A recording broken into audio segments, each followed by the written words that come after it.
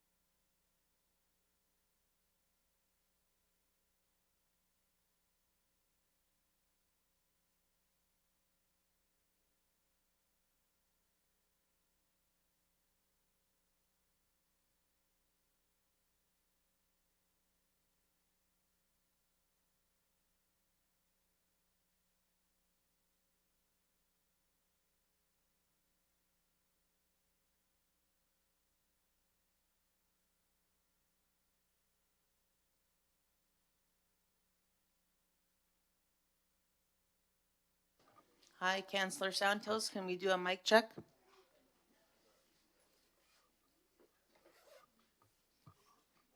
Testing 1, 2, 3. Good evening, everyone. Can you hear me okay? Thank you, Counselor.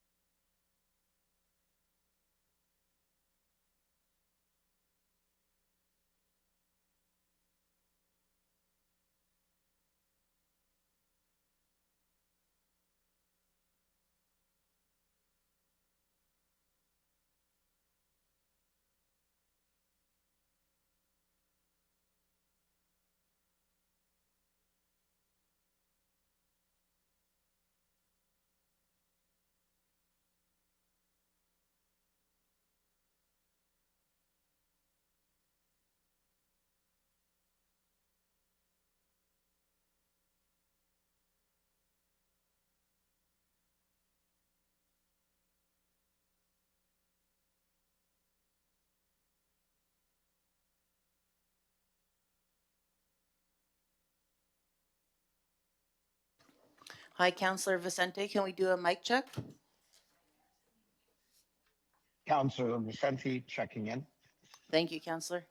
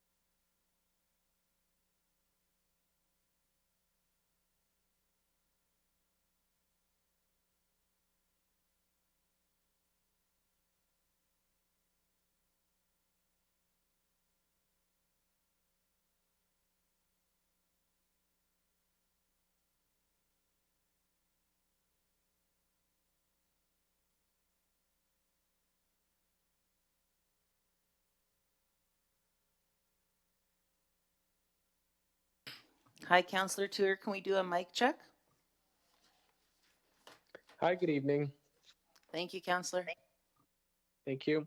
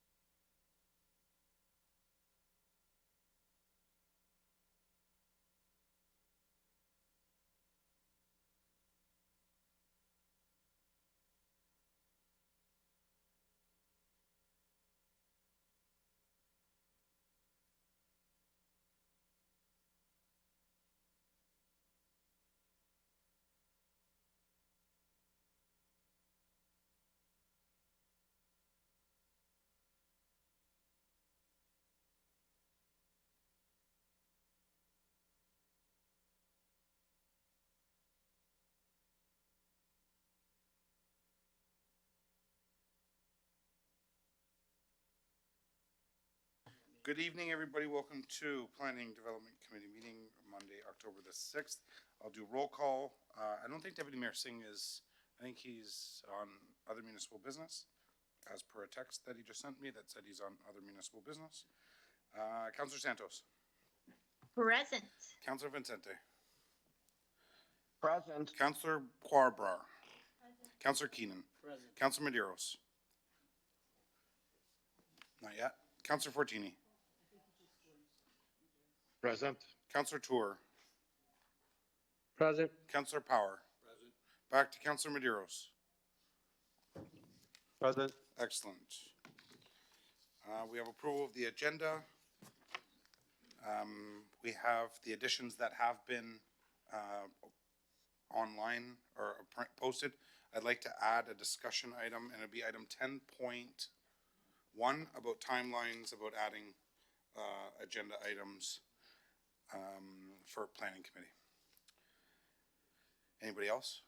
Been moved by Councillor Power that the approval of the agenda as amended. All in favor? That carries. Declaration of conflict of interest. Any member have a declaration of conflict of interest they'd like to state? Seeing none. We have a number of items that could have the potential for consent. Item 7.1 is an application to amend the official plan zoning bylaw draft plan as subdivision. We have a delegation on that item. Item 7.2 will be held. Item 7.3 will be held. Item 7.4 will be held. Item 8.1 will be held. We have no items up for consent. We do have delegation.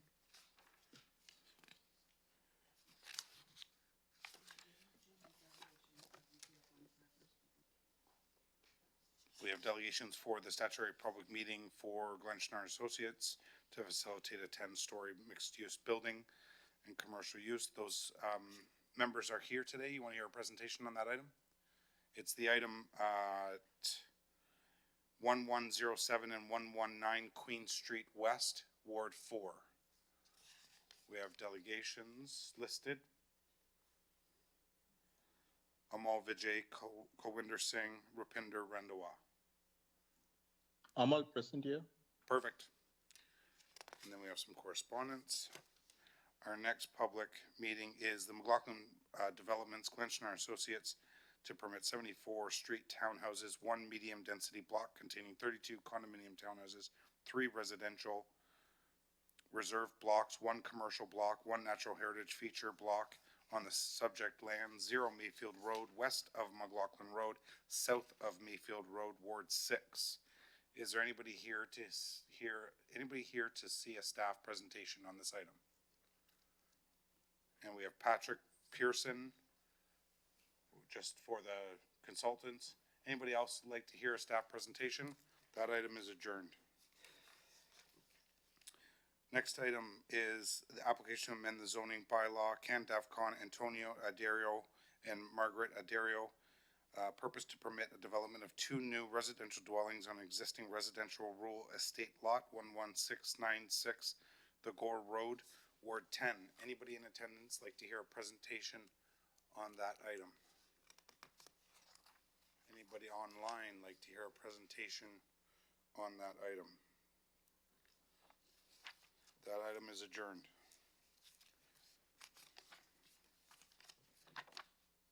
And then we have our staff applications. So we'll go back to our first item, which is the statutory public meeting.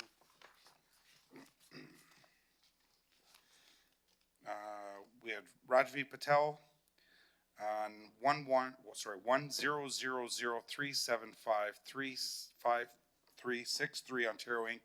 Glen Schnarr Associates Inc. Purpose to facilitate 10-story mixed-use building, commercial use at grade 139 residential units, 181 parking spaces at 1107, 1119 Queen Street West. Rajvi, welcome. You may begin.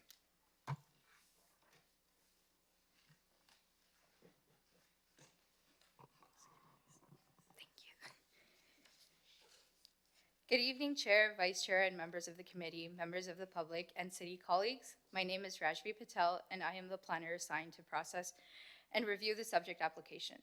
The purpose of this public meeting is to provide information to the public and seek feedback on the application filed by Glen Schnarr and Associates on behalf of 1037 5363 Ontario Inc. Next slide, please. The subject property is located in Ward 4, municipally known as 1107 and 1119 Queen Street West. The site is located at the south of Queen Street West and east of James Potter Road. Next slide, please. This map shows an overview of the subject site within the property and surrounding land uses. To the north is Queen Street West, and beyond are Terremoto Park, David Suzuki Secondary School, and existing low-density residential uses. To the south is Allegro Drive or Bival Court, and beyond are existing low-density residential uses and Valley Land. To the east is Chingusi Road, and beyond is the place of worship, commercial plaza, and existing low-density residential uses. And to the west is James Potter Road, and beyond are Valley Land and existing low-density residential uses. Next slide, please. This slide shows an aerial photo of the site and surrounding uses. The subject property fronts onto Queen Street West. Access is provided to the site from Queen Street West. Next slide, please.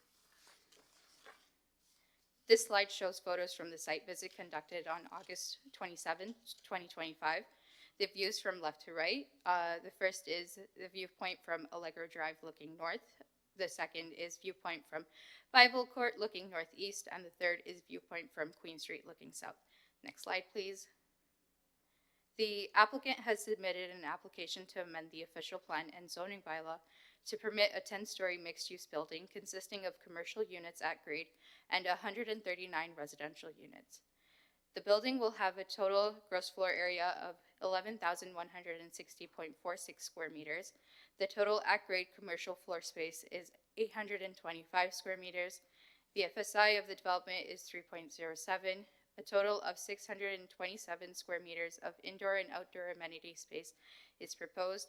A total of 31% of landscape coverage is proposed. Access is provided to the site from Queen Street West, and a total of 181 parking spaces are provided with 12 surface parking spaces and the rest within 2 levels of underground parking. Next slide, please. This slide shows the proposed building drawing submitted by the applicant. Next slide, please. A tertiary plan is a land use study used to guide new or redevelopment proposals within a specified area. The city can require them from applicants to demonstrate how the development of their site can be coordinated with other properties. A tertiary plan was submitted with this application and, if approved, would be attached as an appendix to the secondary plan. It is required in accordance with section 5.5.13 of the official plan to show the properties to the east and west will be cohesively planned and integrated. Next slide, please. Prior to finalizing recommendations and advancing an associated final report to council, this development application will be further evaluated for compliance with the Planning Act as amended, consistency with the provincial planning statement, conformity to the in effect Region of Peel official plan, the City of Brampton official plan, the Credit Valley secondary plan, and Community Block Plan 45-5.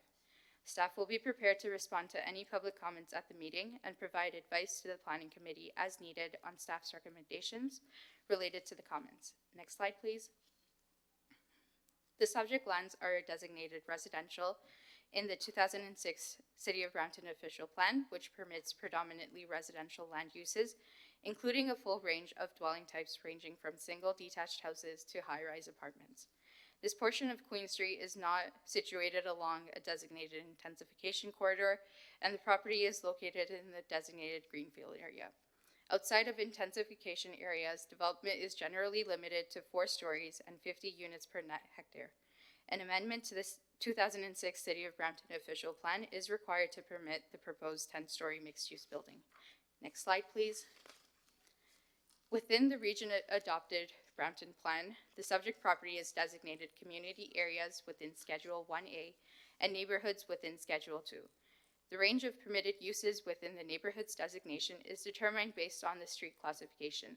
The subject property is located along a major arterial road which permits residential uses, community services and facilities, parks and open space, emergency facilities, places of worship, daycare centers, long-term care facility, motor vehicle, commercial uses. The permitted building typology and height for lands designated neighborhood and are located along a major arterial road is low-rise plus up to 3 stories and mid-rise 5 to 12 stories. An amendment to the Brampton plan is not required to facilitate the development. Next slide, please. The lands are within the Credit Valley secondary plan and designated low density 2 and sub-area 5 for block planning. Within the Credit Valley Community Block Plan 45-5, the subject lands are designated low density 2 residential character area 3. The low density 2 designation permits single detached, semi-detached, and townhouse structure types with a maximum combined density of 28 units per net residential hectare, which is 11 units per net residential acre. The entirety of the Credit Valley secondary plan area is generally intended for low-density forms of housing as reflected in its residential designations. An amendment to the secondary plan and block plan are required to facilitate the proposed development. Next slide, please. The property is zoned agricultural, which permits predominantly agricultural purposes and non-agricultural uses, including a single detached dwelling, supportive housing residence type 1 or 2, a cemetery, an animal hospital, a kennel, a home occupation, and accessory uses. An amendment to the zoning bylaw is required to facilitate the proposed development, and as such, next slide, please. The applicant proposes to amend the zoning bylaw and provide a site-specific zoning to allow for a 10-story mixed-use apartment building. The proposed permitted uses include residential uses, including apartment dwellings, townhouse dwellings, live-work units, and non-residential uses, including retail, commercial, office, and service uses. Next slide, please. At this time, preliminary issues or considerations that will need to be addressed include the appropriateness of a 10-story mid-rise building in close proximity to an existing low-density residential neighborhood, and impacts on privacy, shadowing, wind, and massing. Ensuring an appropriate height, setbacks, buffering, separation distance, and transition of the proposed mixed-use development with the surrounding low-density residential neighborhood. The impact of additional density on the local road network and availability of community infrastructure to service the development. The evaluation of sufficient on-site parking to meet demand and avoid spillover into surrounding neighborhood streets, and understanding the development potential for lands to the west, which is 1127 Queen Street West, as part of the tertiary plan. Next slide, please. Staff is hosting a statutory public meeting this evening to share information of the proposed official plan amendment and zoning bylaw amendment on the subject site and provide an opportunity for members of the public to express comments, perspectives, and opinions.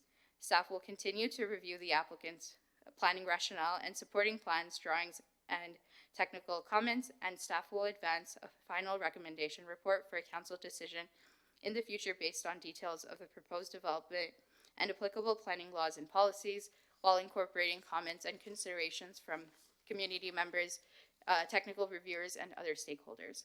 Staff will also follow up with members of the public and other stakeholders who have spoken, written in, or advised of an interest in monitoring this proposal. Next slide, please.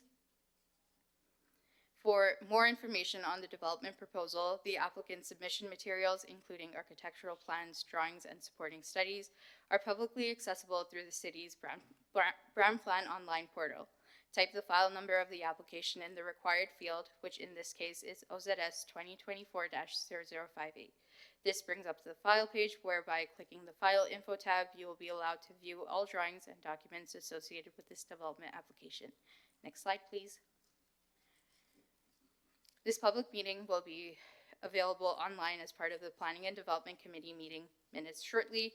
For any questions or comments about this development application, please contact myself, my manager, or the applicant, Nick Hin, who is representing Gletschnar and Associates. The corresponding contact info are shown on the screen. Next slide, please. Thank you and have a good evening. Thank you very much. We'll go to delegations. Our first delegation is Amal Vijay. Amal, are you online? Go ahead, you have 5 minutes. I'm in. Thank you so much for the opportunity to represent the community. We all agree that addressing the housing shortage is a critical priority. However, introducing high-rise buildings and rezoning a traditionally low-density area to accommodate high-density housing will fundamentally alter the community's dynamics and character. Such a shift will lead to significant changes in demographics, introducing large floating population into the community, further straining the resources which are already bursting in the seams with respect to healthcare, schools, and essential infrastructure. Additionally, the construction and presence of high-rise building will contribute to urban heat island effect, raising local temperatures and impacting residents' comfort and health. Loss of vegetation and green space associated with such a development also possesses serious environmental concerns, including reduced biodiversity and diminished air quality. Moreover, rezoning may set a precedent that opens the floodgates for further high-rise developments in the vicinity and around the same zoning area, potentially overwhelming local resources further and eroding the neighborhood established identity and quality of life. The social, environmental, and infrastructural impact of such a change is significant.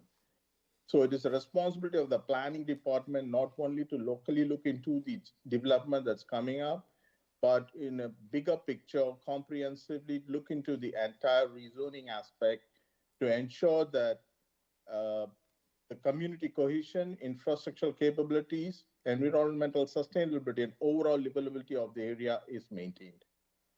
Thank you. Thank you for the opportunity. You're welcome.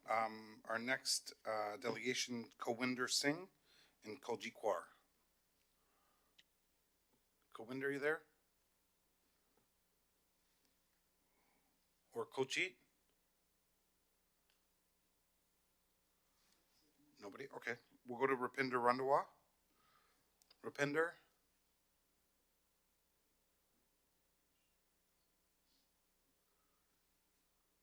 Don't have a Rupinder either.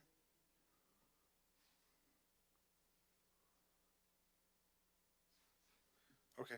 We can always reach out to those individuals and get their comments directly. Perfect. Is there anybody else that'd like to come down in delegation and provide a delegation on this item? Anybody at all? Got asked 3 times just in case. Seeing none. This item has been the staff presentation, delegations, and correspondence with the report has been received by Councillor Keenan. All in favor? That carries.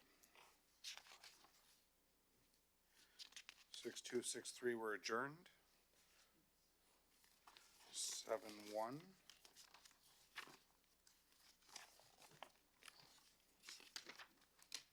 We don't have delegations on that one, right?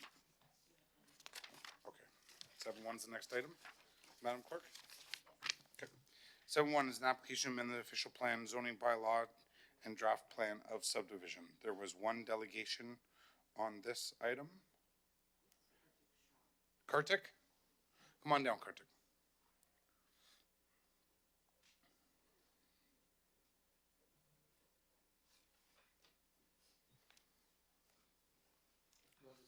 Right here, facing us, yeah. Thank you, Kartik. You have 5 minutes. My name is Karthik. I'm resident of Clearview Estate, speaking on behalf of more than 50 residents who signed the protest post November 4 meeting, and you kindly arranged a town hall on January 15, 2025.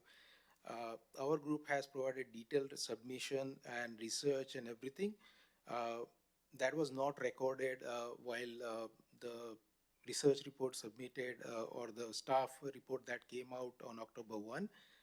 And those are recorded today on this meeting agenda, but it was not part of the staff report. The key points are like the communication with the staff regarding this stopped on February 25.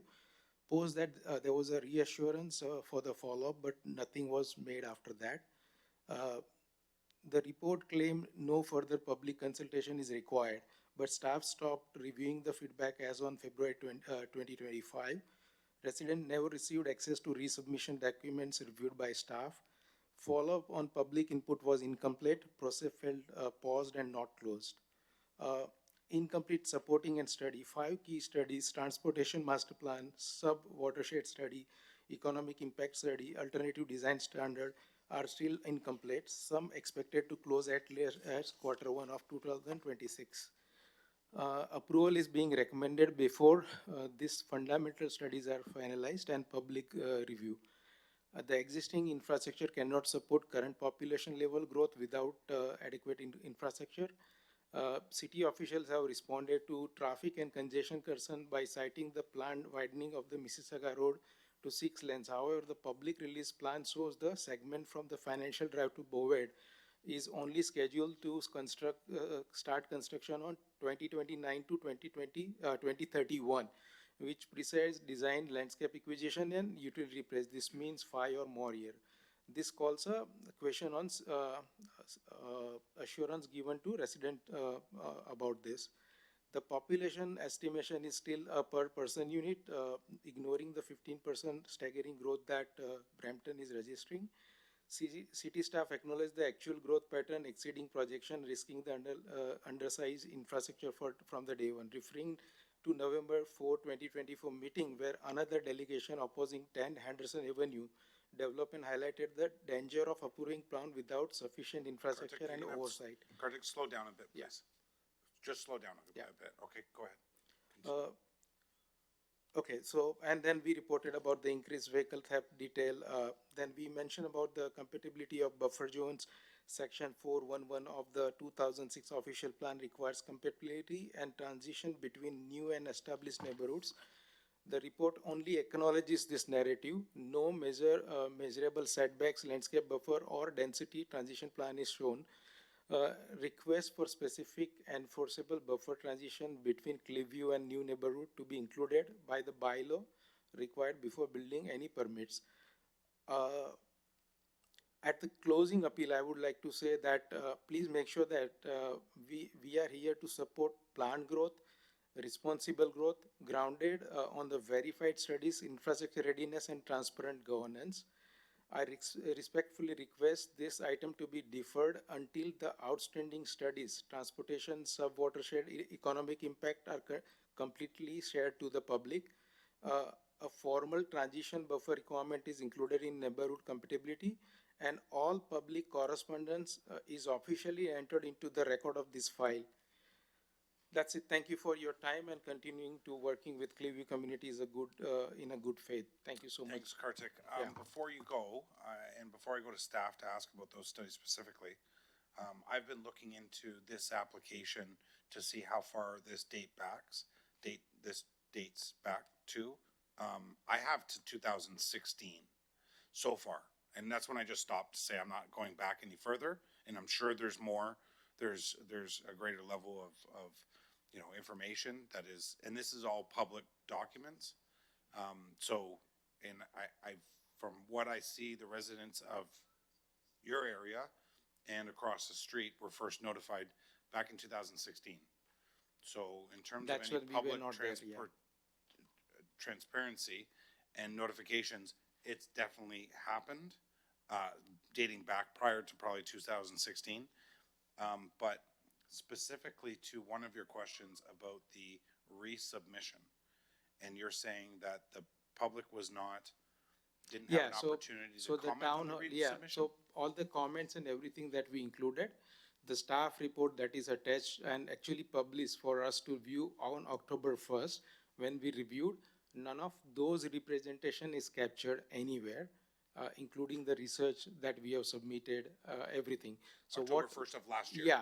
So whatever is included is 29th of October 2024, the last communication I did. That's the only one which is recorded, nothing else. So on this meeting's agenda in the correspondence, you'll see all those communication which is not considered into staff report or not reviewed. Okay. Yeah. Alan?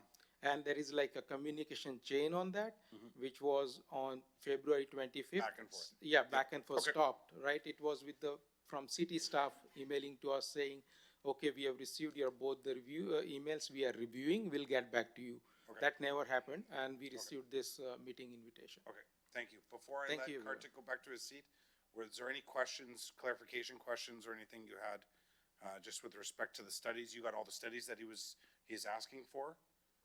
No other reason? Through Mr. Chairman, I don't believe we have any further questions for clarification from the representative. Thank you for your delegation. Thank you, sir. Thank you. Thanks. Al? Through you, Mr. Chairman. So I can speak generally to the issues that the applicant has addressed and the representative had noted here.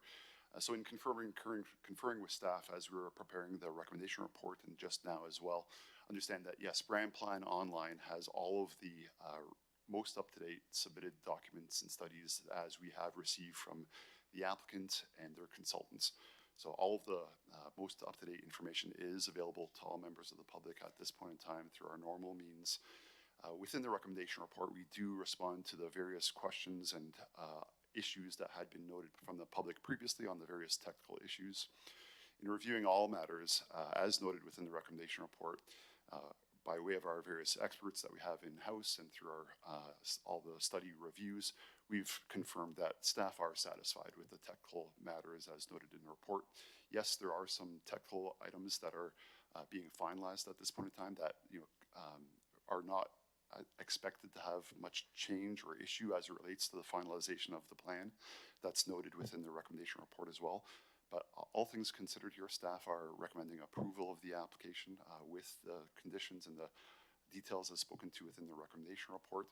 We find that it's a complete application, creating a complete community, satisfying the legislation, satisfying city policy as well. Okay. As for the studies that have yet to be received, subwater, transportation is still ongoing with the secondary plan, correct? And then what was the other one? I believe it's infrastructure servicing study, perhaps. Okay, and I heard school, has the school?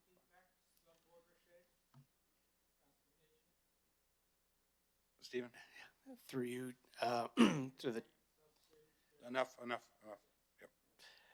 through the chair, page 5 of the report outlines those parent studies that are ongoing. So it's the subwatershed, transportation master plan, infrastructure servicing, and the economic impact analysis.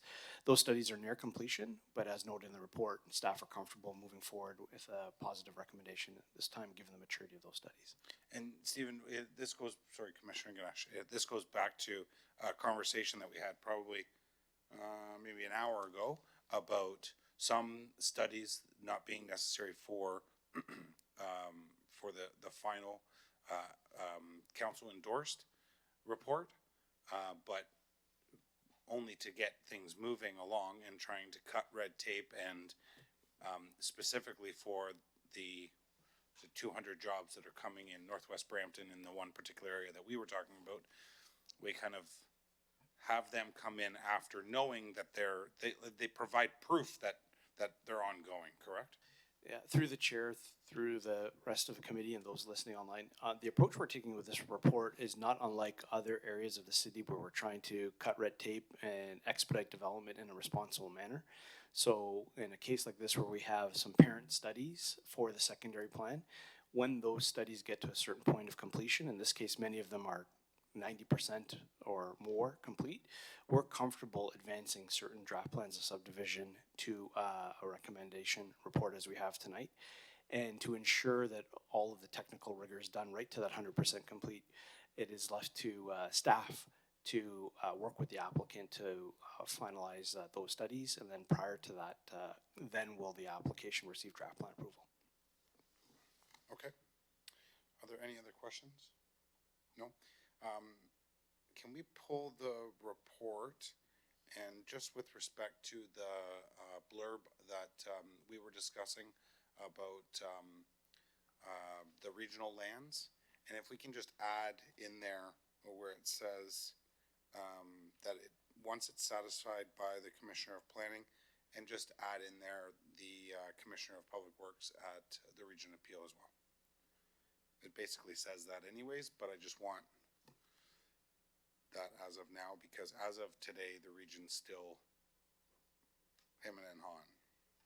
And as a city councillor and a regional councillor, it would be prudent of me to wear both hats. If you can guide whomever's working the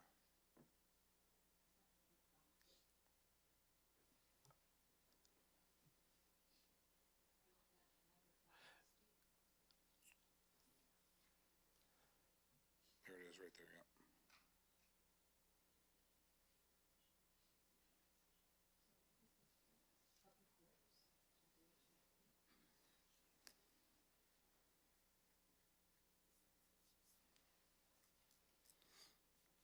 And so what this essentially says is that prior to the final, it be all the technical studies, be Commissioner Ganesh review and make sure that all the technical studies are above board and what they say they should be before the final approval, essentially.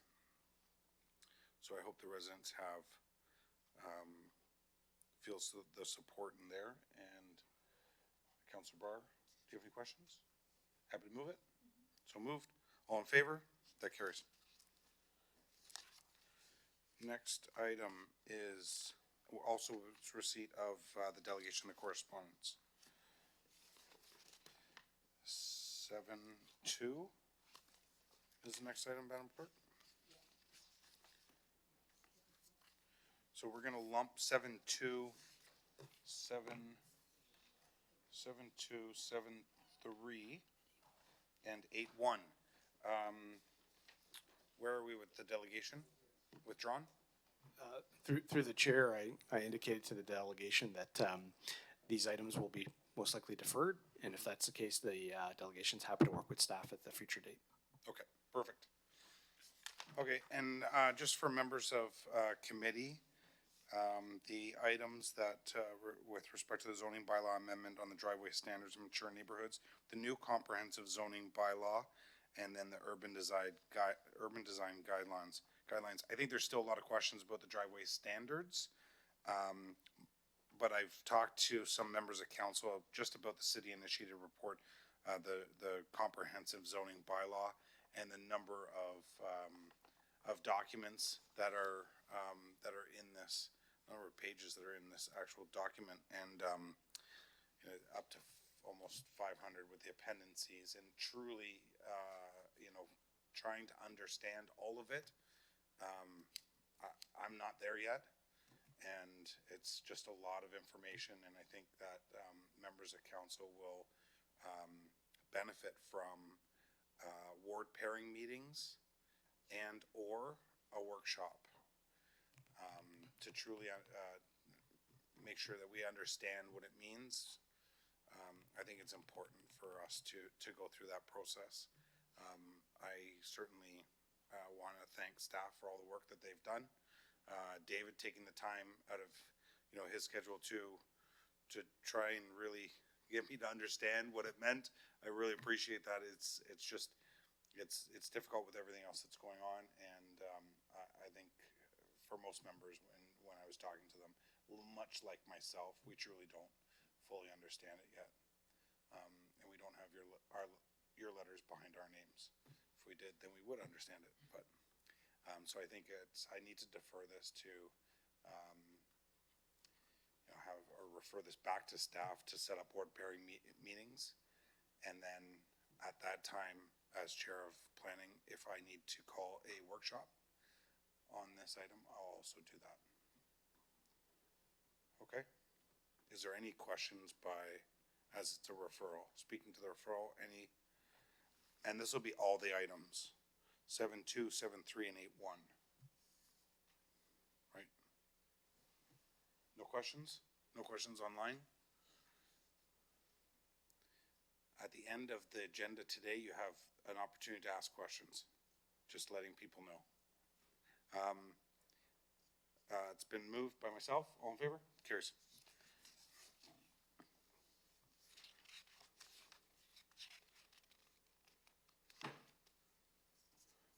So which one is Madam Clerk?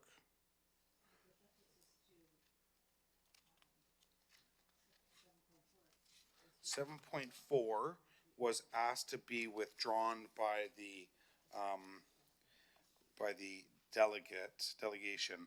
And what this was, if somebody wanted to put solar panels on their house and get an opportunity to get a rebate, that works on a point system, and you score what they thought at that time. You score more points if you have a council endorsement, which I thought, this is fantastic. Now they've withdrawn because I don't think they can put up the solar panels.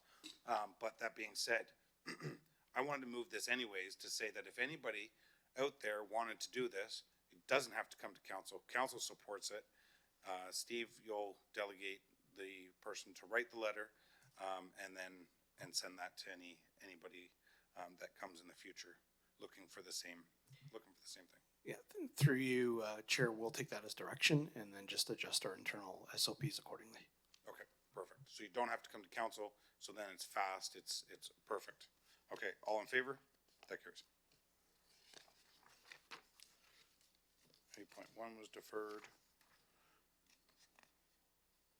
Councilor question period. Any members have any questions?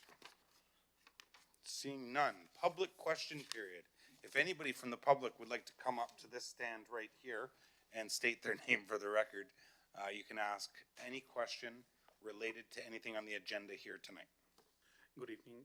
Thank you for giving me the opportunity. I have two Please state your name items. for the record. My name is Abhinav Sharma. I had, for item 7.1, I had presented my points in the last meeting, and most of them were answered.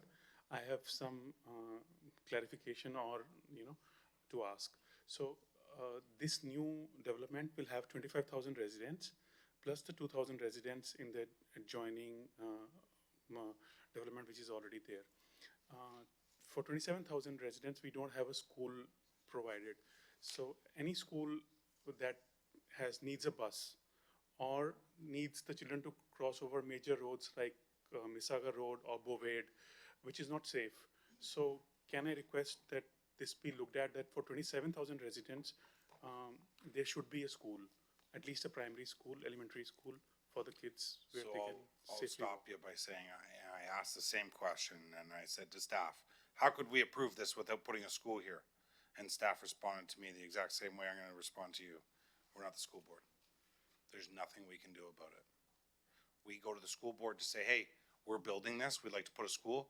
Trust me, every applicant and every developer would love to put a school as building complete communities.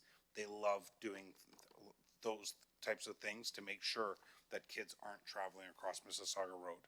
The problem is the school board. So call your school board trustee, talk to them about why they didn't secure land to make sure that there's a school and why our children have to cross a busy intersection like Mississauga Road to get to a school. I wish there was more I could tell you. I've said it from the beginning, I'll say it again. School boards should be under the city of Brampton. We can do a lot better job managing it than the school boards can. Thank you for your delegation. Okay, thank you. And my second question is about item 7.2, about the driveways. That item's been referred. Yeah. So if I say will it be taken into consideration or not? No, because it'll come back for public again. But please go ahead.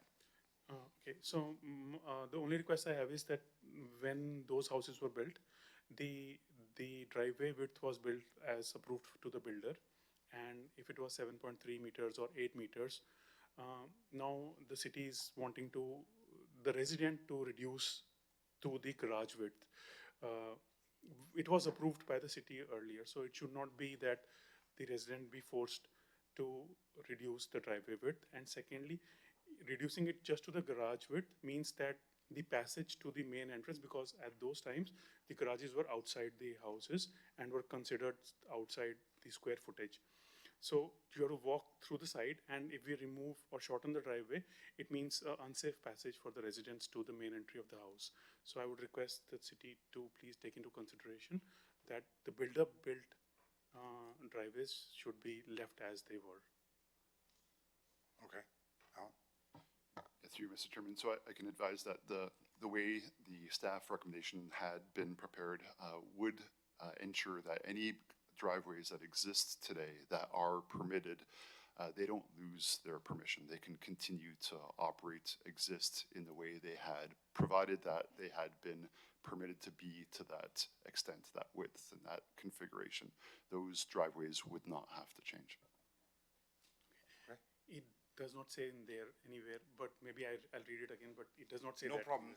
And we can give you Alan's personal home phone number, and, and Alan's happy to direct you. Stephen? Through the chair, through the applicant, just for awareness, the report that was before council today that's been referred focuses on driveway widths in mature areas versus citywide. So the driveway widths for areas outside of the mature areas would be more fully addressed through the comprehensive zoning bylaw. Right, I didn't just connect the two. You're referring the 7.2 mature- to 7.1. Yeah, no, it's different. So the mature areas only I'm talking about. So like my house has. It's not a mature area. No. Okay. So yeah, my brother has a house in the new mature area. Yeah. So that house, I checked today after it, because I read 7.1 and then I read 7.2, and I said, wait a minute, let me open my house records, and I saw that it's more than 7 meters that is being recommended by the builder, and it's in the new matured area. Okay. We'll get discussion happening there. Oh, I have my discussion item. That's right, 10.1. And I don't see, but there's no other questions. Great. So I'll go back to item 10.1, which was a discussion added by myself about adding items to agendas for planning. I'm going to ask that we put a deadline of 12 o'clock day of for any resident additions. So any Brampton residents that want to add anything to a planning meeting agenda, they have until 12 o'clock day of.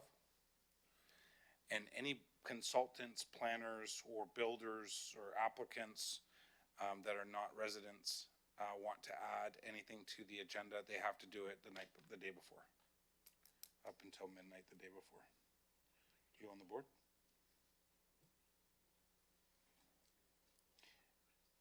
Day meetings are the exact same. 1 o'clock and 7 o'clock. Okay, so that'll go to council for ratification, and then no more of this, getting my agenda 20 minutes before the meeting. Or 2 minutes before. Everybody's okay with that? No questions? All in favor? That carries. We have no closed session. We have adjournment. The next committee meeting is scheduled for Monday, November the 3rd at 7 p.m. I have a motion by Councillor Brar to adjourn today's meeting. All in favor? Thanks. Have a great evening, everybody.